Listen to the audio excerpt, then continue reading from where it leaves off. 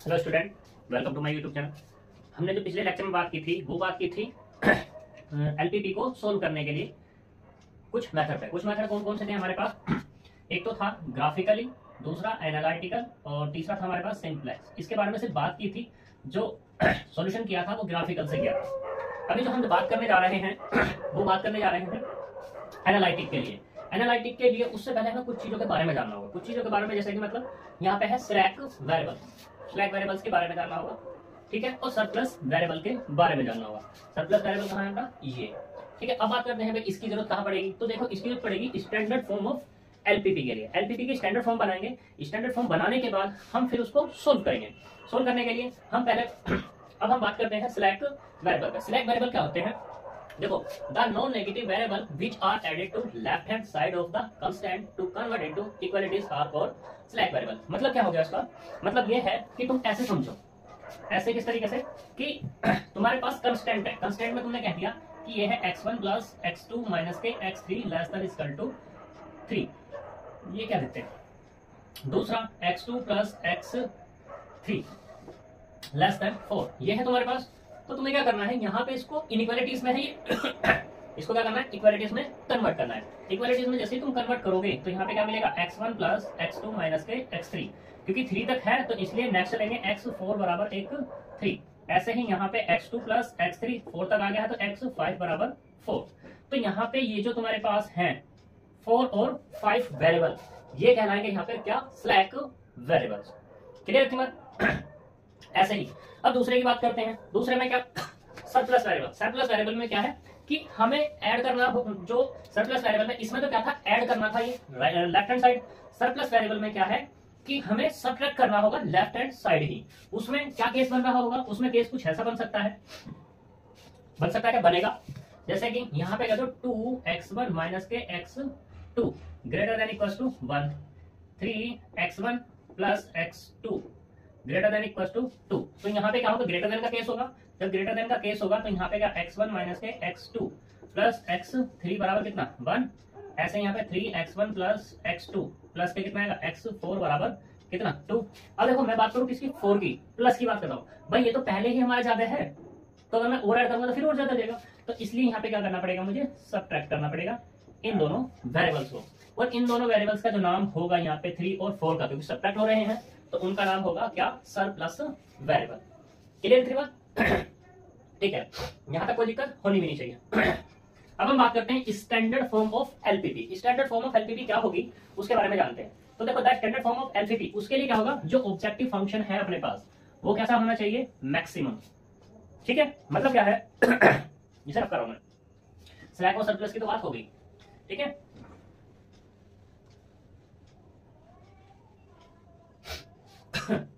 तो देखो, objective function क्या होगा? मैक्सिमम होना चाहिए। अगर मान लो मैक्सिमम नहीं है, मान लो सपोज करो जेड मिनिमम का केस है तुम्हारा, तो क्या होगा? तुम्हें इसको बनाना पड़ेगा क्या? Z maximum. और जेड मैक्सिमम बनाने का जो तरीका है वो क्या है कि ये जो जेड मिनिमम है, इस जेड मिनिमम माइनस से क्या कर दो? मल्टीप्लाई कर दो। तो ये क्या हो जाएगा तुम्हारा? जेड डैश मैक्सिमम बन जाएगा। ठीक है, ये तुम्हारा स्टैंडर्ड फॉर्म की पहला स्टेप। दूसरा, all the constant are equations. जो सारी की सारी कंस्टेंट हैं उनको क्या करेंगे? इक्वेशन बनाएंगे।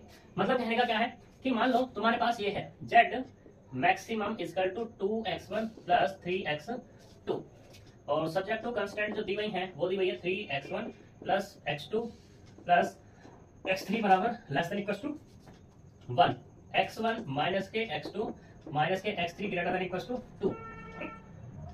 यहाँ पे ये है और x1 x2 x3 greater than equals to 0। इसने क्या कहा कि कांस्टेंट को क्या बनाओ? इक्वेशन बनाओ। तो इक्वेशन बनाने के लिए क्या? अभी मैंने स्लैक और सरप्लस के बारे में बताया। तो यहाँ पे क्या करेंगे? ये जो मेरे पास इन इक्वेशंस हैं इन्हें इक्वेशंस में कन्वर्ट करेंगे। चाहो तो हमें कुछ भी करना पड़े, कुछ भी सा मतलब जैसे पहले वाला है तो इसमें क्या करेंगे? x4 एक स्लैक वेरिएबल होगा और यहाँ पे x1 माइनस के x2 माइनस के x3 प्लस के माइनस के कितना आएगा? x5 बराबर 2। देखो, यहाँ पे तो जोड़ा गया और इस वाले में क्या कर दिया? घटाया गया। इस वाले को जो नाम होगा वो होगा स्लैक वेरिएबल और इस वाले का जो नाम होगा वो क्या होगा? Surplus variable. तो यानी कि सरप्लस भी कर सकते हैं, स्लैक भी ऐड कर सकते हैं। किसके लिए? कंस्टेंट को इक्वेशन बनाने के लिए। यहाँ पे कोई दिक्कत? दूसरा, right hand side elements of all the constant are non negative. मतलब कहने का क्या हुआ? मतलब इसका कहने का ये हुआ कि देखो ये राइट हैंड साइड है, ठीक, मान लो इसी को ले लेते हैं, ये राइट हैंड साइड है, तो एक इसमें क्या राइट हैंड साइड नेगेटिव बन रही है, तो इसे क्या करना है, सारी की सारी को पॉजिटिव बनाना होगा। पॉजिटिव बनाने के लिए क्या करेंगे, पॉजिटिव कब बनेगी, माइनस से मल्टीप्लाई करेंगे, तो 3x1 माइनस के कितना x2 माइनस के कितना x3 greater than equal to 1, और ये तो ऑलरेडी है ही minus x3 greater than equal to 2, तो क्या होगी, सारी की सारी पॉजिटिव होगी। फिर बाद में वही केस स्लैक और प्लस का जोड़ना है घटाना है, बाकी चीज ये होगा। तीसरा, all the variables are non negative. Fourth case में क्या है, जो फोर्थ केस ये कहता है कि जितने भी है तुम्हारे पास xi और i कहां से आता है, i1 2 डॉट डॉट n, ये सारे के सारे क्या होने चाहिए तुम्हारे, जो xi है ये ग्रेटर देन इक्वल टू 0 होने चाहिए, यानी कि इन पर सब पे रेस्ट्रिक्शंस होनी चाहिए कि xn greater than equal to 0 मिलना ही मिलना चाहिए। ऐसा नहीं है कि एक मान लो एक पर रेस्ट्रिक्शंस नहीं है, रेस्ट्रिक्शंस से मतलब कि ऐसे कह सकते हैं कि जैसे मान लो हमने कहते हैं x1 इज अनरेस्ट्रिक्टेड, अनरेस्ट्रिक्टेड, ठीक है। अनरेस्ट्रिक्टेड का मतलब यहाँ पे क्या होगा, यहाँ पे इसका मतलब होगा 3 से, 3 से मतलब कोई बच्चा आया वो कहने लगा मैं तो जी से क्या लूंगा, ग्रेटर लूंगा, किससे, 0 से। कोई कहने लगा मैं तो इसे क्या लूंगा, लेस देन लूंगा, और कोई कहने लगा जी मैं तो इसको 0 ही लूंगा, तो उसका मतलब क्या होगा, इसका x1 पे कोई रेस्ट्रिक्शन है ही नहीं, जो भी है अपनी मर्जी से सेलेक्ट करता चला गया। तो हमें क्या करना होगा, इस x1 को रेस्ट्रिक्टेड करना होगा, यानी कि इस पर रेस्ट्रिक्शंस लगानी होगी। रेस्ट्रिक्शंस लगाने के लिए इस x1 को हम मान लेंगे इस डिफरेंस की फॉर्म में। डिफरेंस मतलब जैसे x1 लिया तो मैंने कह दिया x1 dash minus x1 double dash. अब यहाँ पे जो x1 डैश और x1 डबल डैश है इन पर रेस्ट्रिक्शंस है कि ये क्या है, ग्रेटर देन इक्वल टू 0 है। क्लियर इतनी बात, तो ये हमारे क्या हो गया, ये 4 पॉइंट क्लियर हो गए, सही। अब बात करते हैं हम किस पे, मैट्रिक्स फॉर्म पे। यहाँ तक कोई प्रॉब्लम, चलो प्रॉब्लम मत तो फिर भी पूछ लेना। अब हम किस पे बात करते हैं, 4 पॉइंट्स पे बात करते हैं। 4 पॉइंट्स क्या है अपने को, उन पे, मतलब 4 तो हो गए। अब देखो फिर यहाँ पे कहा गया है किसको, मैट्रिक्स फॉर्म। मैट्रिक्स फॉर्म मतलब इस तरीके से कि कोई भी तुम्हारे पास एलटीटी दी गई हो, मान लो z बराबर z कुछ भी हो, z मैक्सिमम हो या z मिनिमम हो, तो हमने कह दिया इसको c1x1 प्लस c12 सॉरी ठीक है c11x1 c12x2 plus c13x3 plus dot dot plus c1n और ये xn, ये हमने ऑब्जेक्टिव फंक्शन, ये हमारा सब्जेक्ट टू कांस्टेंट हमने ली, वो क्या a11x1 plus a12x2 plus dot dot plus a1n और ये xn less than equal to हो या इक्वल टू है greater than equal to b1, ठीक। ऐसे ही a21x1 plus a22x2 plus dot dot plus a2n और ये xn less than equal to greater than equal to ये वाला b2। ऐसे हम कहाँ गए, m तक चले गए, am1x1 plus am2x2 plus dot dot plus amn xn less than equal to greater than equal to bm। और यहाँ पे रेस्ट्रिक्शंस है कि x1 x2 dot dot xn greater than equal to कितना है, 0 है। हमें इसको क्या करना है, मैट्रिक्स फॉर्म में कन्वर्ट करना है। किसमें करना है, मैट्रिक्स फॉर्म में कन्वर्ट। तो मैट्रिक्स फॉर्म में देखो, अब यहाँ पे मैंने z मैक्सिमम लिया है तो इसे मैक्सिमम ही कह दो, क्या कह दो, मैक्सिमम। इसे ऐसा लिख लो बड़ा सा कि z मैक्सिमम, क्योंकि स्टैंडर्ड फॉर्म है भैया, मैक्सिमाइजेशन में होगी तो करेंगे उसको। z मैक्सिमम कितना देगा, z मैक्सिमम बराबर हो जाएगा cx, subject to constant x बराबर b और x greater than equal to 0। अब बात करते हैं कि c क्या है। देखो c है हमारे पास रो मैट्रिक्स, ठीक है, और b है हमारे पास कॉलम मैट्रिक्स, x है हमारे पास वो भी कॉलम मैट्रिक्स है, और a है हमारे पास मैट्रिक्स। तो ये जो मैंने इनके बारे में बात की है, इसको देखते हैं किस तरीके से ये बनती हैं। तो देखो इसको रख कर रहा हूं, और हाँ, इनको बनाने के लिए पहले इसको क्या करना पड़ेगा, ये 4 कंडीशन को रन करना पड़ेगा। तो देखो जी करते हैं। तो यहाँ पे z मैक्सिमम कितना हो गया, z मैक्सिमम बराबर हो गया cx और ax less than equal to greater than equal to b और x greater than equal to 0। यहाँ पर जो है वेयर जो c है, c कितना है, c है c11 c12 c13 dot dot c1n, ठीक है। दूसरा यहाँ पे हमारे पास b है, तो b जो दिया हुआ है वो है b1 b2 dot dot bm। अब बात करते हैं किसकी, x की। जो x है अपना वो है हमारे पास x1 x2 dot dot xn। इसका जो साइज है 1 क्रॉस n का है, इसका जो साइज है m क्रॉस 1 का है, इसका साइज है n क्रॉस 1 का। क्लियर। अब बात करते हैं हम किसकी, मैट्रिक्स A की। इसकी A की बात करते हैं। तो यहाँ पे जो ये A है, ये A, ये है हमारे पास ये कोफिशिएंट, यानी कि a11 a12 dot dot a1n a21 a22 dot dot a2n, ऐसे ही am1 A M two dot dot A M और ये एन, इसका साइज है एम क्रॉस एन का, ये तुम्हारा ए है। यहाँ तक कोई दिक्कत? तो ये तुम्हारा क्या है, मैट्रिक्स फॉर्मुलेशन है, ठीक है। और मैट्रिक्स फॉर्मुलेशन कब बनेगा, जब तुम्हारी स्टैंडर्ड फॉर्म होगी, और स्टैंडर्ड फॉर्म के लिए क्या चाहिए, ये 4 कंडीशन चाहिए जब, ठीक है। यहाँ तक कोई दिक्कत? अब इस पर क्वेश्चन देखते हैं, क्वेश्चन किस तरीके से बनता है, क्वेश्चन के बारे में बात करते हैं। देखो हमारे पास एक क्वेश्चन है, इसे हमें क्या करना है, देखो क्वेश्चन का convert the following LPP into standard form. ये एलपीपी दे दी, इसको स्टैंडर्ड फॉर्म में कन्वर्ट करना है। फिर बाद में इसने कहा आल्सो कन्वर्ट मैट्रिक्स फॉर्म, ठीक है। तो स्टैंडर्ड फॉर्म के लिए क्या चाहिए, 4 स्टेप चाहिए। पहला क्या है, मैक्सिमाइजेशन होना चाहिए। तो देखते हैं इसमें सॉल्यूशन। यहाँ पे क्या है, ये मिनिमाइजेशन है, तो इसको क्या करना है, सबसे पहले कन्वर्ट करना है किसमें, मैक्सिमाइजेशन में। First case, now given objective function convert into maximum या मैक्सिमाइजेशन, चलो लिखी दो पूरा, मैक्सिमाइजेशन फॉर्म, हमें इसे मैक्सिमाइजेशन फॉर्म में कन्वर्ट करना है। तो इसके लिए क्या करेंगे, माइनस से मल्टीप्लाई करेंगे जेड, इसको कह दो मिनिमम इक्वल टू माइनस के 2x1 माइनस के x2 माइनस के 4x3, यानी कि इसे एक नया नाम देंगे जेड मैक्सिमम, इसलिए डैश कह दिया। तो यहाँ पे आप माइनस के 2x1 माइनस के x2 माइनस के 4x3। दूसरा क्या है, ऑल कंस्टेंट ऑफ इक्वेशंस, सारी की सारी कंस्टेंट को क्या करो, इक्वेशन में कन्वर्ट कर लो। उससे पहले देखो ये जो लिखा ना तीसरे को पहले लिखना होता है, the right hand side element of all the constant are non negative. तो यहाँ पे जो तीसरे वाला पॉइंट है उसको पहले देखना होता है, यानी कि राइट हैंड साइड में कौन है, 4 5 और 2, तो सारे के सारे क्या है, ऑलरेडी को क्या है, पॉजिटिव है सिंस, तो हमें उस पर कोई काम करना नहीं है। अब बात करते हैं दूसरे वाले पे। दूसरे वाले क्या है, all the constant are equation, सारी सारी कंस्टेंट को क्या करो, इक्वेशन में कन्वर्ट कर लो। उसके लिए मैंने तुम्हें बताया सिलेक्ट कर लो वेरिएबल और सरप्लस वेरिएबल का यूज करो। Now second, now convert in equation into equation में कन्वर्ट करो।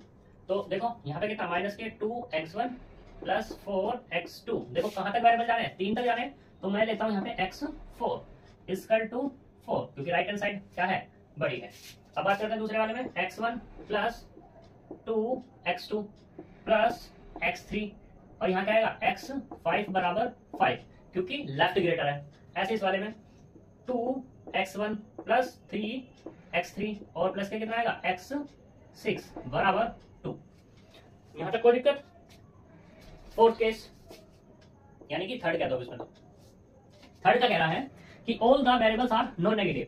इसने क्या कहा, 2 तो कह दिए नॉन नेगेटिव, लेकिन x3 वाले पे क्या है, अनरेस्ट्रिक्टेड है। तो इसको हम क्या करेंगे, लेट करेंगे या पुट करेंगे, पुट x3 बराबर x3 डैश माइनस के x3 डबल डैश। क्यों पुट किया, क्योंकि x3 इज अनरेस्ट्रिक्टेड, ये क्या है अपने पास, अनरेस्ट्रिक्टेड है, ठीक है। तो इसलिए हमने x3 को क्या कह दिया, x3 डैश और माइनस के x3 डबल डैश। यहाँ पे जो चीजें होंगी x3 डैश और x3 डबल डैश, ये ग्रेटर देन इक्वल टू 0 होंगे। क्लियर है बात? तो चारों स्टेप खत्म। अब इन्हें इकट्ठा करके लिख लेते हैं। तो इसे हम रब कर रहे हैं अब स्टैंडर्ड फॉर्म को।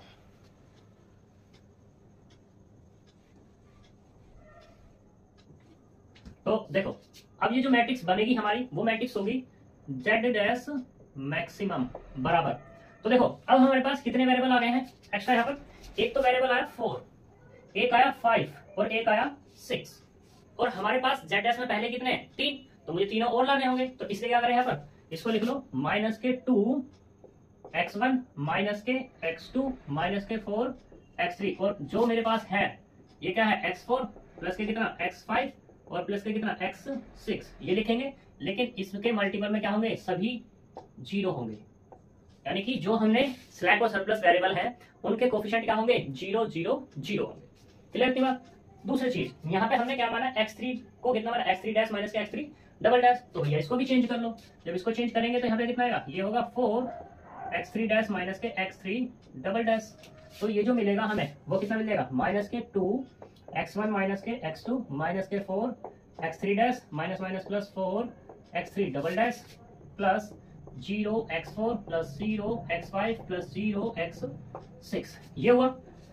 अब इन इक्वेशंस वालों में भी ऐसे काम करो तो कितना माइनस के 2x1 प्लस 4x2, क्योंकि देखो इसमें x3 नहीं है तो इसको मैं ऐसे लिख लूं प्लस के 0 इंटू x3, और x3 कितना है इसके बराबर है x3 डैश माइनस के x3 डबल डैश, और प्लस x4 तो है ही ऑलरेडी x4, क्योंकि 6 वेरिएबल आ चुके हैं इसलिए मैं ऐसा कर रहा हूँ। यहाँ पे क्या x4, तो मैंने इसको क्या लिख लिया 0x5 प्लस 0x6 बराबर कितना 4। ऐसे ही दूसरे वाले में कितना 2x1 प्लस, अब की बार x2 नहीं है इसके पास तो क्या लिख लूँ 0 इंटू x2 प्लस 3x3 को मैं क्या मान चुका हूँ पहले x3 डैश माइनस के x3 डबल डैश, प्लस अगले वाला इसके पास क्या है x5 है लेकिन 4 नहीं है तो 0x4 माइनस के x5 और प्लस के 0x6 बराबर कितना 5। ऐसे ही ये वाला आपकी बात 2x1 प्लस, फिर से ले लो गड़बड़ हो गया 2x2 तो है इसके पास, यानी कि इसको रख करो। यहाँ पे क्या है x1, दो दोबारा से x1 plus 2x2 x plus x3 plus 0x4 minus के x5, ठीक, और x3 को लिख लो कितना x3 कितना हमारे पास x3 डैश माइनस के x3 double dash plus 0x4 minus के x5 प्लस 0x6 बराबर कितना है ये है 5। अगले बार ये वाला 2x1 प्लस, अब की बार इसके पास 2 नहीं है x2 नहीं मतलब 0x2 plus 3x3 dash minus x3 double dash plus 0x4 plus 0x5 plus x6 बराबर कितना 2। अब यहाँ पे जो मेरे पास वेरिएबल मिले x1 x2 x3 dash x3 double dash x4 x5 x6 greater than equals to 0। यहाँ तक कोई दिक्कत, ठीक है। अगर दिक्कत नहीं है तो देख लो, इसको चलो ऐसे रहने दो, हमें एक नेक्स्ट स्टेप जब भी लिखना है तो इसको हम सिंप्लीफाई करके ऐसे लिख सकते हैं z dash maximum equal to कितना माइनस के 2x1 माइनस के x2 minus 4x3 dash plus 4x3 double dash plus 0x4 plus 0x5 plus 0x6, ऐसे इसको लिख लो माइनस के 2x1 plus 4x2 plus 0x3 dash minus 0x3 double dash plus x4 plus 0x5 plus 0x6 बराबर कितना 4। जैसे ये वाला x1 plus 2x2 plus x3 dash minus x3 double dash plus 0x4 minus x5 plus 0x6 बराबर 5। अब ये वाला 2x1 plus 0x2 plus 3x3 dash minus 3x3 double dash plus 0x4 plus 0x5 plus x6 बराबर कितना 2। और यहाँ पे क्या है non negative restrictions x1 x2 x3 dash x3 double dash x4 x5 x6 greater than equals to 0। ये क्या हो गई तुम्हारी विच इज स्टैंडर्ड फॉर्म, ये क्या होगी तुम्हारी स्टैंडर्ड फॉर्म होगी भैया, ठीक है नी सही। अब इसने बात की थी, किसकी बात की थी मैट्रिक्स फॉर्म में भी, तो मैट्रिक्स फॉर्म में कन्वर्ट कर लो इसको, यहाँ तक कोई दिक्कत। चलो हम इसको रफ करते हैं, तो इस मैट्रिक्स फॉर्म बनाते हैं इसको।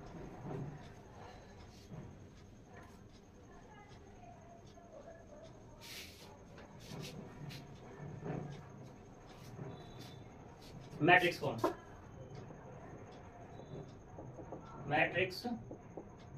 फॉर्म देखो मैट्रिक्स फॉर्म क्या बनेगी, अभी जैसे मैंने बताया था तुम्हें कितना z मैक्सिमम बराबर कितना था cx, ax बराबर कितना b और x greater than equals to 0। तो मुझे वही बनाना है, z की जगह क्या आएगा z डैश मैक्सिमम बराबर कितना, ये होगा तुम्हारा -2, या ये तो हमारी होगी तो इसको कहते हैं z डैश, वेयर जो c है c किसके बराबर है वो देखो यहाँ पे x1 का कोएफिशिएंट -2 -1 -4 4 0 0 और ये 0, ये आ गया तुम्हारा निकल के c। अब बात करते हैं किसको b को, तो b जो आएगा वो देखते हैं कितना आएगा b 4 5 2 4 5 2, ये हो गया तुम्हारा b। अब किसकी बात करते हैं x में वेरिएबल कितने हो गए, एक तो है x1 एक है x2, x3 dash, x3 double dash, x4, x5 और x6। इसका साइज कितना 3 इंटू 1 का, और इसका साइज कितना 7 इंटू 1 का। अब बात करते हैं किसको, a को। तो देखते हैं a कितना आता है। a x1 का कोएफिशिएंट -2, यहाँ पे 1 और यहाँ पे 2। अगले वाले में कितना x2 यानी कि 4, ये 2 और ये 0। अगले वाले में 0 1 3, 0 1 और ये 3 x3 डैश का, x3 डबल डैश का वो भी 0, x3 डबल डैश का -1, x3 डबल डैश का -3। अगले वाले में कितना है इसमें 4 0 0, यानी कि ये मिलेगा 4 0 0। अगला बात करते हैं x5 0 -1 0, 0 -1 0, x6 0 0 और ये 1। इसका साइज कितना हो गया 3 इंटू 7 का। ये हमारी क्या हो गई मैट्रिक्स फॉर्म होगी भैया। ठीक है, ये मैंने जो एग्जांपल लिया है ये एग्जांपल मोस्ट इंपोर्टेंट है। इसलिए इंपोर्टेंट है क्योंकि इसमें सारे के सारे हैं। मिनिमम का मैक्सिमम कन्वर्ट करने के लिए भी आ रहा है, अनरेस्ट्रिक्टेड का भी केस आ रहा है, बस किसका नहीं है नेगेटिव वाला नहीं था, वो तो सिंपल था, उसमें कोई दिक्कत थी नहीं। और स्लैक और सरप्लस वेरिएबल चेंज करने के लिए भी आ रहे थे, मतलब स्लैक और सरप्लस वेरिएबल ऐड करने के लिए भी आ रहे थे। ठीक है, तो इसलिए यहाँ पर ये एग्जांपल क्या था मोस्ट इंपोर्टेंट है। इस एग्जांपल से तुम्हारी एक्सरसाइज के सारे क्वेश्चन हो जाएंगे, एग्जांपल्स हो जाएंगे, और तुम्हारा लक अच्छा रहा तो 3 नंबर में एक क्वेश्चन यहाँ से मिल भी जाएगा।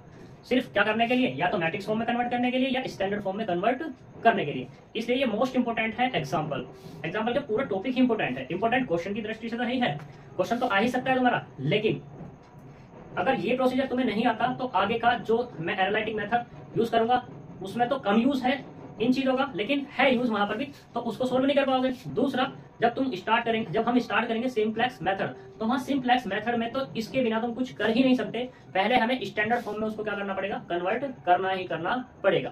तो इसलिए इसको अच्छे से कर लेना टॉपिक को, क्योंकि ये बहुत इंपॉर्टेंट है। ठीक है, थैंक यू, वेलकम। तो मिलते हैं नेक्स्ट वीडियो में।